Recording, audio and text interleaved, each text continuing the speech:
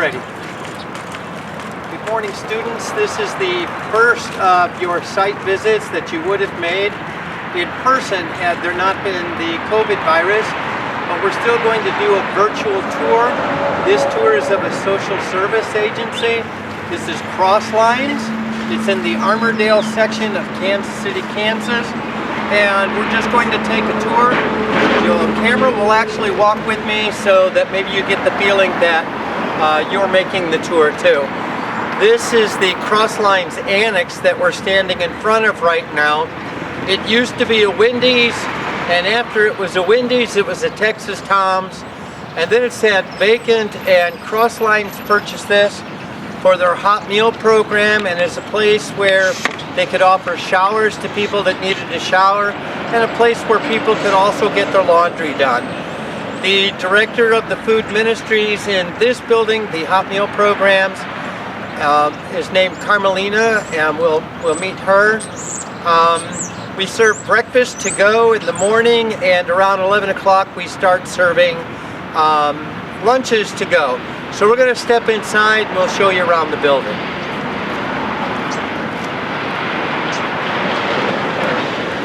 Someone dropped their glove.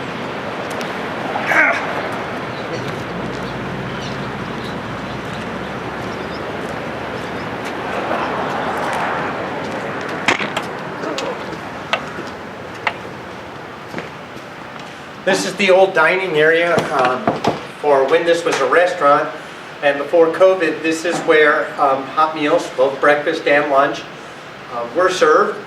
And now it's just a place where we can assemble sack lunches and get those ready to hand out to the people that we serve.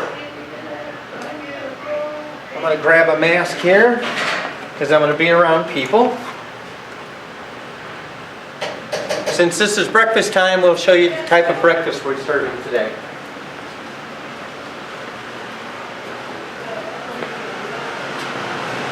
Rob is helping with breakfast, but we'll talk to him later when we get to the other building.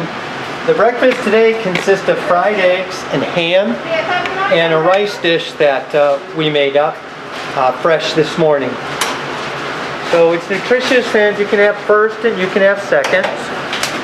And then we also distribute sack lunches so that our folk that we serve have an opportunity to have a midday meal if they go out and go to work. So this is Carmelina, who's serving breakfast right now. She's going to stop and talk to me in just a minute. She's only got one person in line. And then Rob can take over for her and I can talk to Carmelina. So Carmelina's really busy, but we're going to impose ourselves on her. Can you tell people a little bit about what you do, and I'll take the aluminum foil. Well, we have 4 different services here. We open at 6 in the morning. We have showers and laundry for the homeless people. And then we start giving a sack lunch for the one cannot come back and have lunch or breakfast later. We give it away 60 sack lunch a day. We start at 7 until we run out. And the other service is breakfast. We have a hot breakfast every morning, Monday through Friday, 8 to 9. And we have different groups that come and have for lunch. The lunch is 11 to 1, Monday through Friday.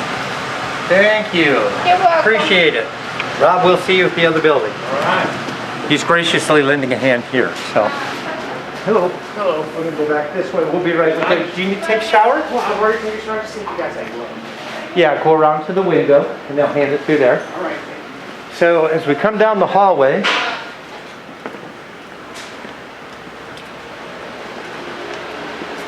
we'll take a right and go to the laundry area. We can't go to the left because there's people taking showers.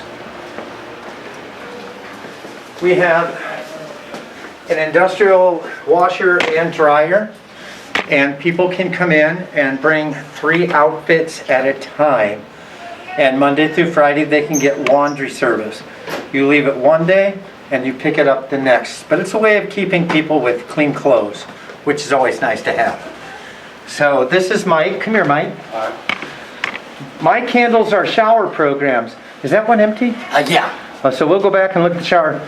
Mike is here Monday through Friday, and he gets here about 5:30, 5:45, and make sure that we can sign people up for showers, and he keeps the showers sanitized in between users so that we don't spread COVID that way.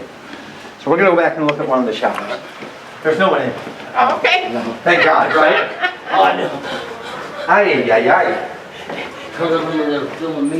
He just locked himself.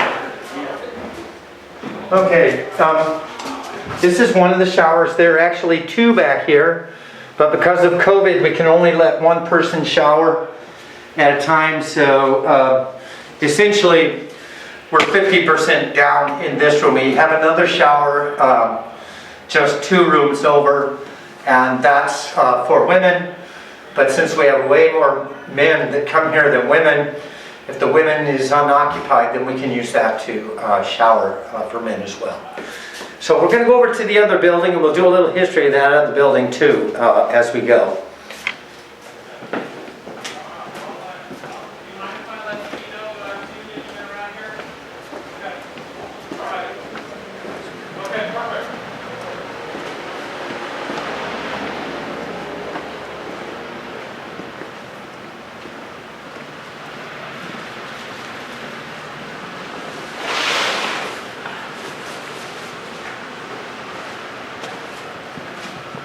The original Wendy's wallpaper.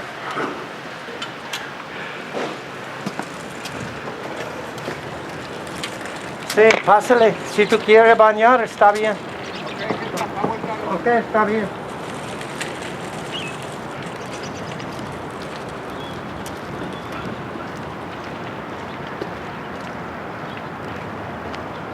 Okay, the building right in front of you is the old St. Thomas Catholic Church. It closed about 45 years ago and moved out to the suburbs, moved out to Johnson County. There's a building right next to it, which is the old Catholic school, the old parochial school. Crosslines was able to purchase both the school building and the old church. It was, however, with the understanding that no worshiping community would be allowed into the building to use the building for a church. Instead, it's used for Crosslines social services. So we'll take a walk over there, and we'll conclude in the old sanctuary. I want you to see how big a church it originally was. So.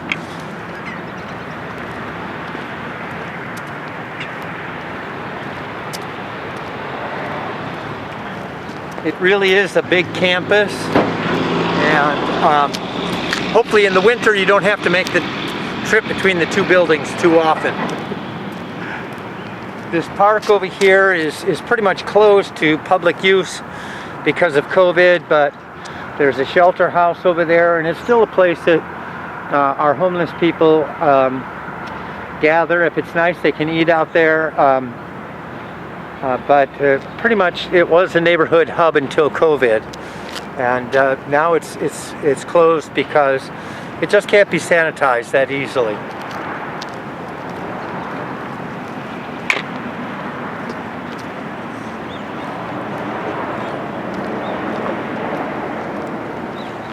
You can see the remnants of the community garden. They start working on this in late February or early March, getting it prepared. All kinds of things are grown in here, tomatoes and different kinds of peppers and okra and carrots and potatoes, just all kinds of things are grown. And it's an opportunity to be able to distribute fresh vegetables to the community who would not have a chance to perhaps purchase fresh vegetables. So it's good that we have that community garden.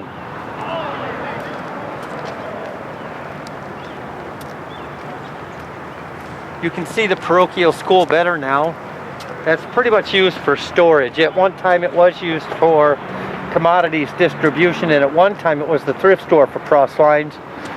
But behind the church here, They built a brand new building, and that brand new building became the thrift store.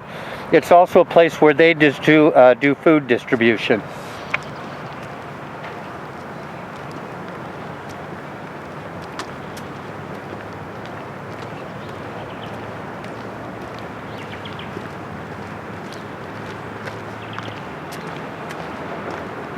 Glasses are fogging up.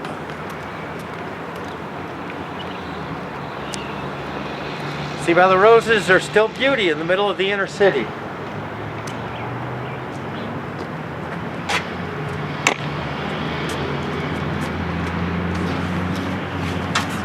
These are the main offices of Crosslines, where people come for case management and other resources that are available in this building.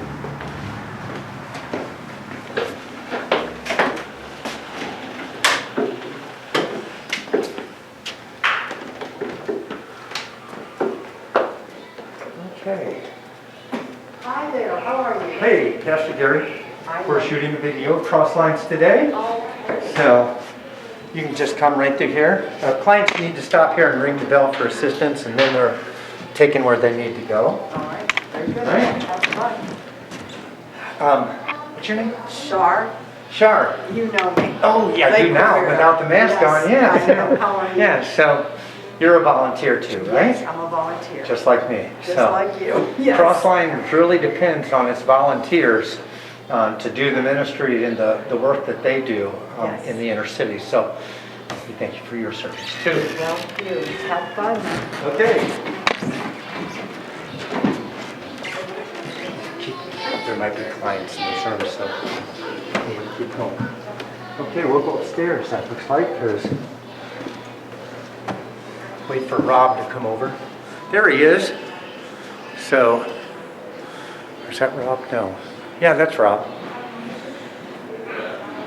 Can you come and give us a word about what you do in this building at Crosslines and Yeah. what you do specifically? You want to go in the conference room? Yes, that'd be great. We're going to go in the conference room.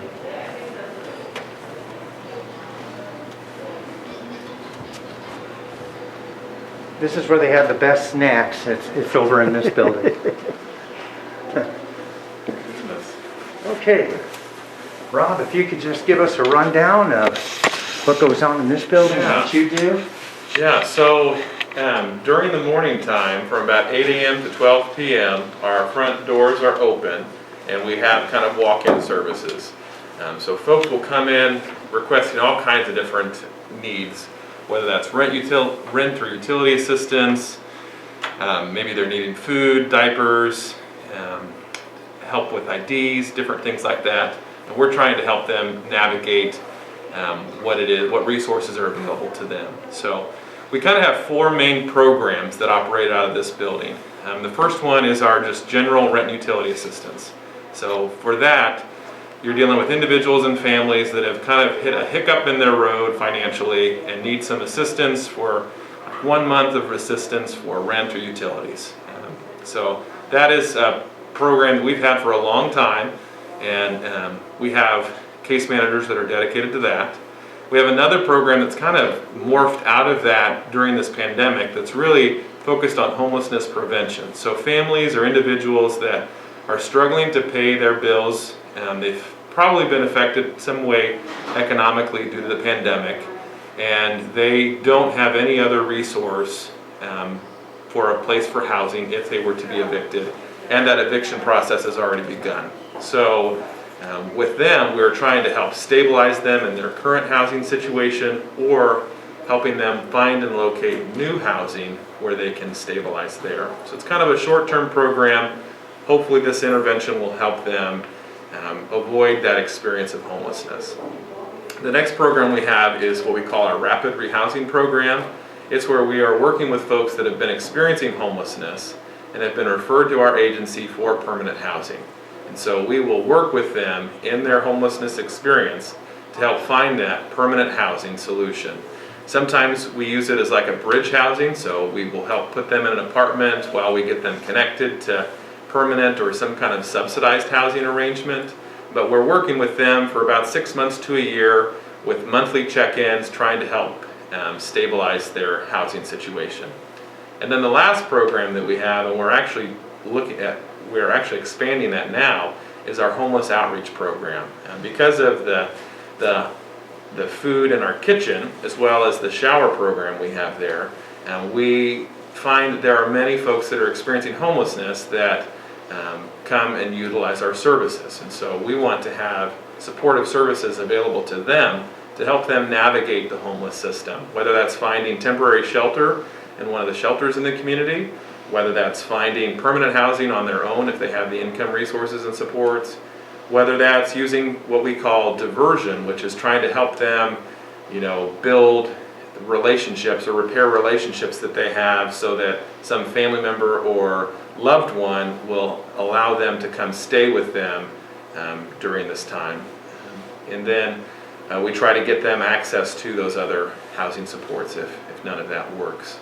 And some of that includes, the document assistance. Folks that are on the streets seem to lose their documents pretty frequently. So getting IDs, birth certificates, social security cards, helping them with those pieces. And then throughout all of our supportive services, each of those 4 housing programs, we're trying to focus not on just that immediate financial need of having them find that shelter, which is so important. We want to make sure that that is done. But we also want to focus on their overall health and well-being. So trying to get them connected with a primary care physician or with healthcare services. If they have insurance, trying to help get them with a provider that will accept their insurance. If they don't have insurance but qualify, trying to help get them that health insurance. In the meantime, trying to get them to one of our safety net clinics within the community. Whether it's behavioral and mental health, trying to work with the mental health centers within the community to help get them the resources and supports that they need to stabilize their recovery from their mental health crisis. We work with folks that are dealing with substances, and so trying to help get them connected to treatment options for them. For folks that are in need of any kind of other health-related need, we try to get them connected to that, including prescription assistance and durable medical equipment, emergency screens for dental and for vision, and things like that. And then another tier is we try to help get them in a situation where they're not needing the services anymore. So connecting them with any kind of benefits or supports that they may need. For folks that are experiencing homelessness that do have a disability, there is a 15% chance that they will get approved on the first time they apply for SSI or SSDI, and those are the disability benefits for folks. And so what we're trying to do is build a program to help support them in that application process with a proven model to help increase that to about 60%. So 60% of folks that we would be assisting can help get that approved on that first try. So we're trying to help focus on those income supports as well, so that they can stabilize in their housing if they have income on their own. Trying to help get them connected with jobs or education if those are options for them. Trying to get them connected with benefits like food stamps or what we call SNAP benefits. So really trying to focus on the whole person and where they are and what their needs are and what their resources are. We really try to be strengths-based in our approach. We also try to be trauma-informed and understanding that the people that we're working with have probably experienced some trauma, poverty in of itself being a trauma for them, and try to help support them. And then the last piece that we really try to focus on for all of our clients is this sense of advocacy. And so we as an agency try to take that sense of advocacy and problem solving on the community level. So we're trying to help solve the problems that we are seeing our clients face and that are putting our clients in these situations. And that includes some conversations around race, equity, and diversity. That includes things of systemic policy-driven items. And so we do that at the community level, but then also with our clients. We try to help them become their own best problem solver and their own best advocate so that they can communicate what their needs are and help get those needs met. So that's kind of what we do here at Crosslines, kind of Good enough. broad scale of where we are and what we do. Good. Can you get us next door Yep, to the food program? I can. All right. Yep. So Rob's going to take us to the food program. I think we need to pick Cecile up on the way. Yeah.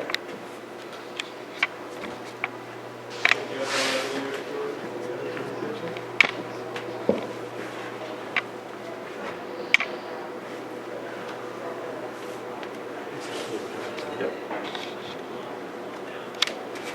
Hello. Hey, how are you? Good morning. Hey.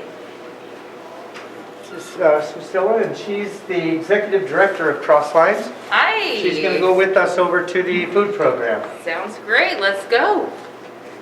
And that's Alan putting on his mask. See, I came over here with a camera and we're waking people up. So. Which we go this way or? You can go out the front door. Okay. That way it's a true I'm tour. headed to the market. I'll pull back.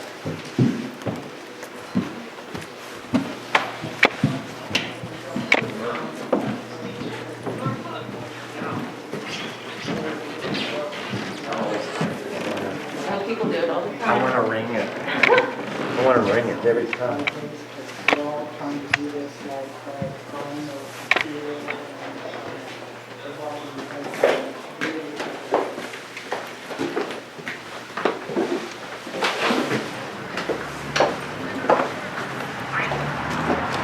So if you could kind of talk with we go about your relationship with Crosslines and Absolutely. So I've been with Crosslines for 11 years now. I started here as a case manager, fresh out of social work school, and I thought I would be here for a couple years. And 11 years later, here I am. I'm now the executive director, and I can't imagine being anywhere else. It's a place where we can make a real difference, and even in my role as executive director, I can still be very close with the services that we do and the people that we serve. And that means a great deal to me, to be at a place where I can see firsthand what we're doing and the difference that we make. Over the course of my time, we've seen a lot of changes, some growth.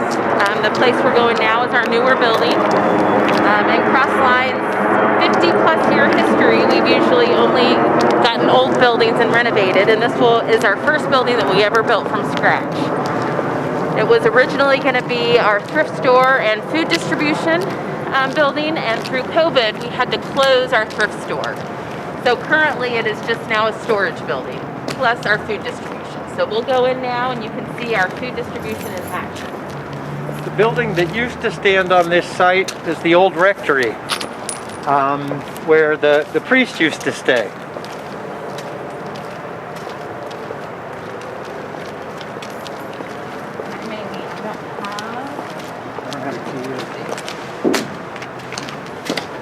I have a key to this door. I don't have a key into the second door. So.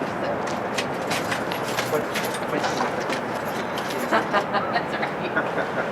I just don't have a key to that. Oh, no, so along the way. All right. We have everybody filming for Pastor Gary's class. This is Sarah. Hello. Sarah is part of our food distribution team, and we'll go on in and see what we do in here.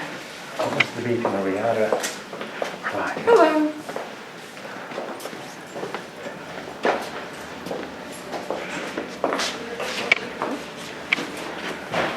So this side of our food distribution is our food pantry.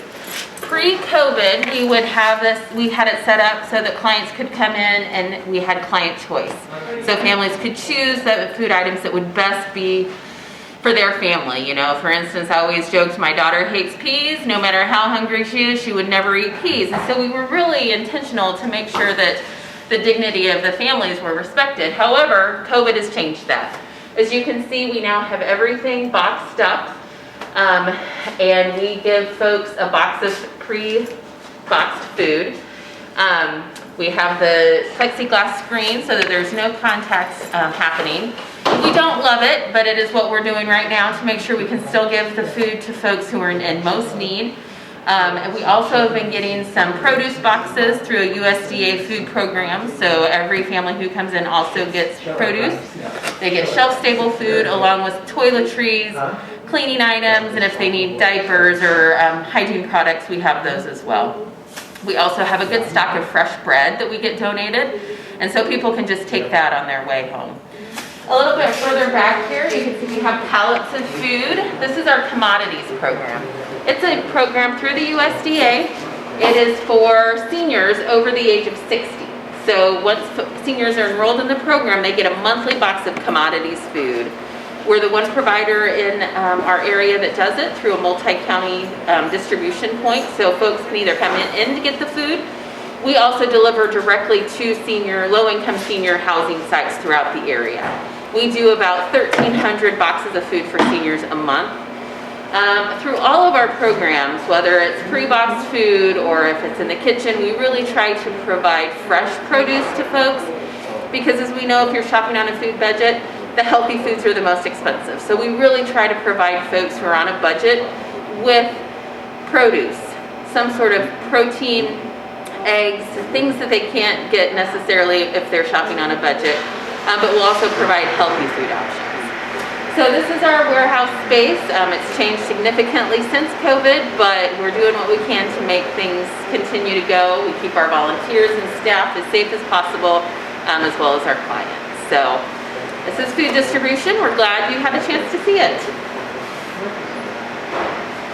Okay. I gave the tour of this space. All right. The last thing that I want to show them is the old sanctuary. I want to end up that. We normally, on our tour of Crosslines, when people are present, we end up, we began with a kind of a history of St. Thomas Church, and we want to conclude in the sanctuary up there. Is there a shortcut to get there? There is a shortcut to get there. She's going to take us on the shortcut. Yes, Okay. hello Teresa. I'd wear my glasses, but they keep fogging up in and out of these buildings. See you, Teresa.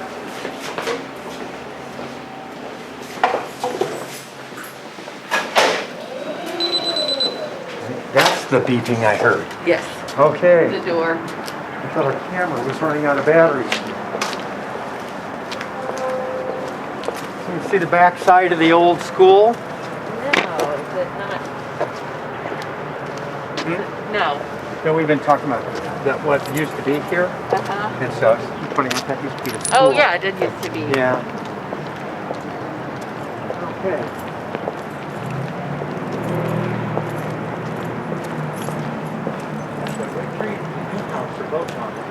Yep, Yeah. yep.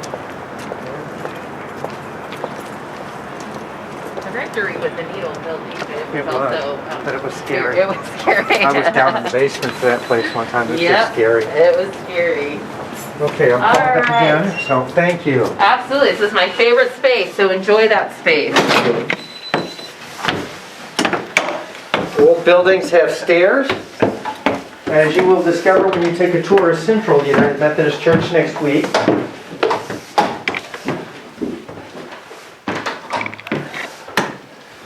So I think there's enough light to film here. I'm hoping there is. There will be when we get into the sanctuary. It's kind of a cloudy day.